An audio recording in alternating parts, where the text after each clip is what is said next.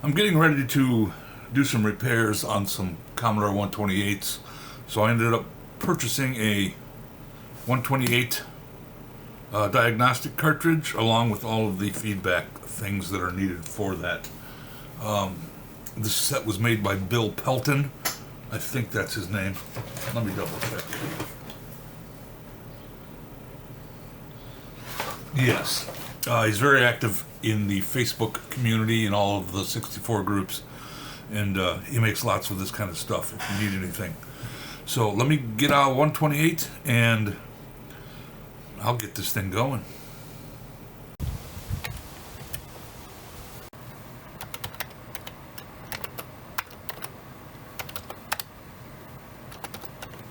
Say, kids, what time is it?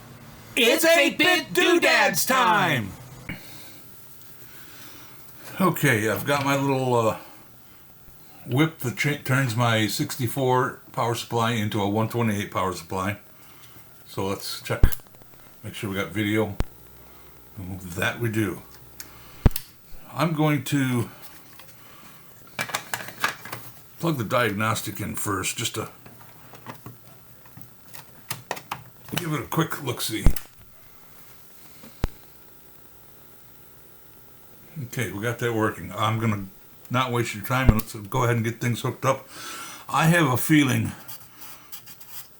these edges just look horrible. But I'm going to give it a run first.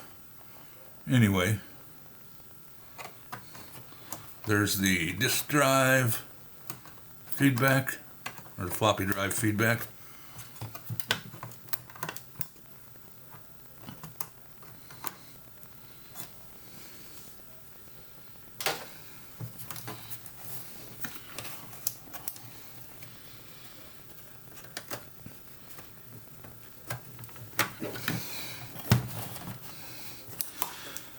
Okay, it's got two joystick dongles, and they're labeled top, so you know which ones are on the top, or which way to place it, up or down, which it wouldn't really matter, because it can really only go one way. These anyway, because they're D-plugs.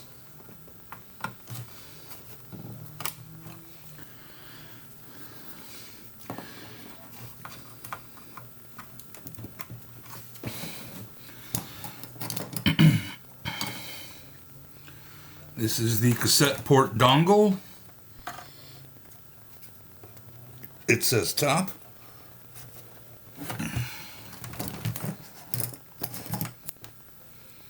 The user port, it says top.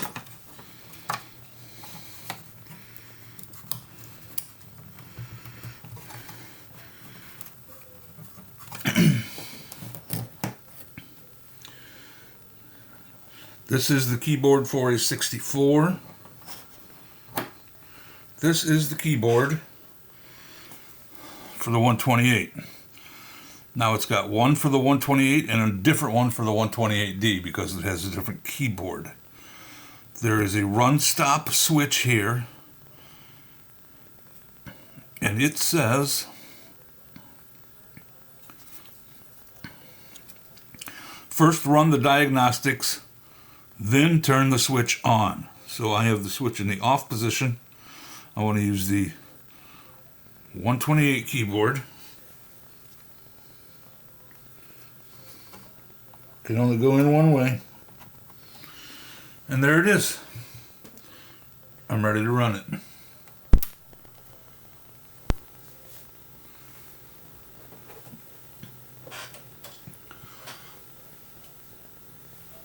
Now, I probably will not be able to hear the sound. You will.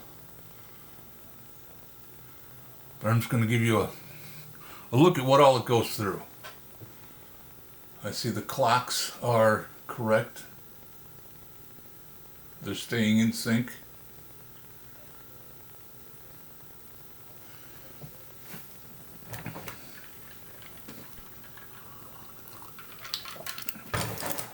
It looks very similar to the 64 diagnostic, but there's more things, obviously. There's more chips. There's more RAM.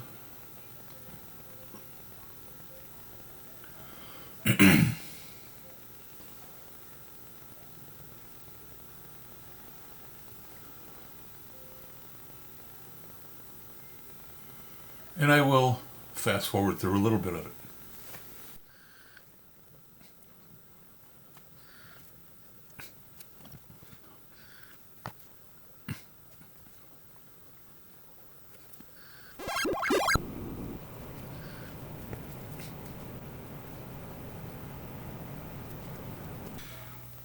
Okay, since working on the 128 is beyond the scope of what I wanted to do with this video, those edge connectors on the 128 are just very poor. I'm going to have to completely rework them, add some solder to them.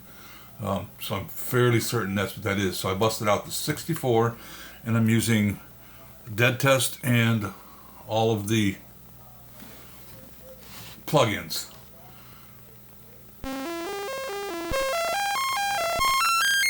And everything passes okay. Beautiful. So I know all those parts work that I got from Bill, which I figured they would. I'm sure he tests them before he sends them out. On the 128, this was not lit up.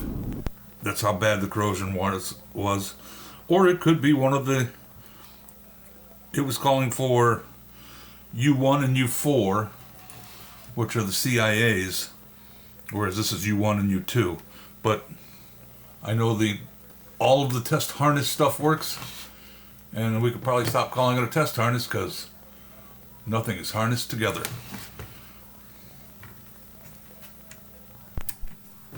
Okay.